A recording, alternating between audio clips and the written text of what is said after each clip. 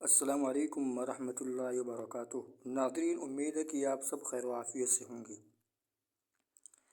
دیکھیے، یہ بات ذہن میں بٹھا لیں کہ موبائل جیسے ہمارے لیے فائدہ مند ہے، جتنا فائدہ مند ہے، یوزفل ہے، اس سے کہیں زیادہ یہ ہمارے لیے ہارمفل اور نقصان دہ ہے۔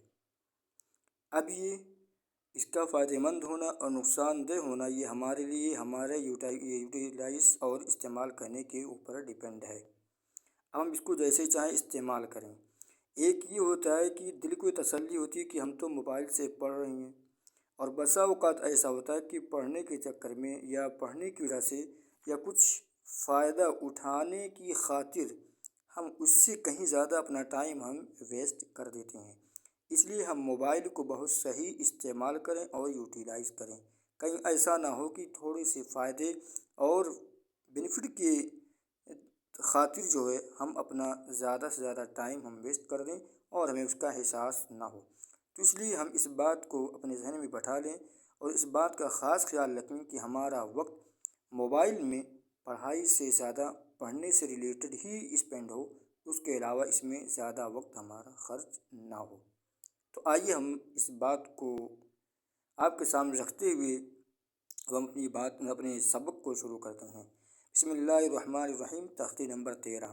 آئیے اب دیکھتے ہیں کہ اس میں کیا قاعدہ اور فارمولہ بتایا گیا ہے۔ تختی نمبر 13 تشدید کی بات ہے۔ تشدید کس کو کہتے ہیں؟ دیکھیے، یہی تشدید کی شیپ اور شکل یہی ہے کہ تشدید اس طرح ہوتی ہے۔ اب آگے کیا کہہ رہے ہیں؟ جس حرف پر تشدید ہو اس کو 2 مرتبہ پڑھتے ہیں، ایک بار پہلے حرف سے ملا کر اور ایک بار جس حرف پر تشدید ہو۔ وہ کیسے؟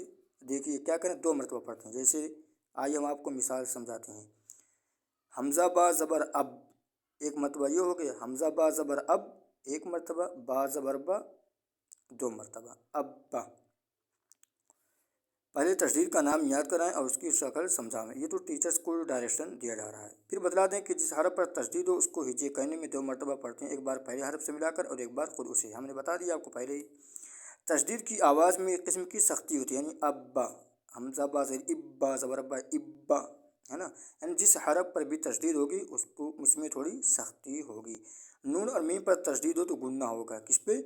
نون پر اور میم پر اگر تشدید ہو کیا ہوگا؟ تو آواز ناک میں جائے گی، گننا ہوگا۔ اب گننا کی ڈیفینیشن کیا بتا رہے ہیں، کیا ہے؟ ناک میں تھوڑی دیر آواز کو روکنا گننا کہلاتا ہے۔ جیسے ان، ان،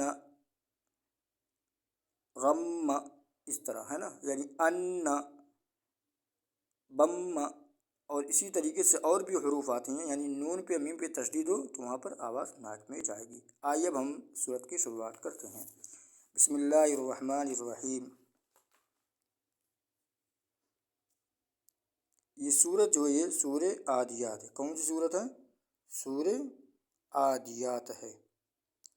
دیکھیے ایک بات یہاں پر ذہن میں بٹھائیں، ایک بات یہ سمجھ لیں کہ آخری حرف پر جب 2 زبر ہو اور الف سے اٹیچ ہو، ہے نا؟ جیسے یہاں پر دیکھیں، ہا پہ 2 زبر ہے، پھر الف ہے، تو جب اس آیت پر ہم وقف کریں گے ایسے حروف پر، اور ایسے آیت کے لاسٹ میں جب ہم ٹھہریں گے تو پھر 2 زبر نہ پڑھ کر کے، 2 تنوین نہ پڑھ کر کے ہم کیا پڑھیں گے؟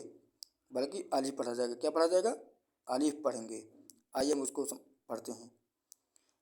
والعادیات ضبحا، ضبحا، ضبحا نہیں پڑھا جائے گا بلکہ کیا پڑھا جائے گا؟ ضبحا۔ کب پڑھیں گے؟ جب ہم ٹھہریں گے۔ والعادیات ضبحا، فالموریات قدحا، فالمغیرات صبحا، فأثرن به نقعا، فوسطن به جمعا، إن الإنسان لربه لكنود، وإنه على ذلك لشهيد، وإنه لحب الخير لشديد،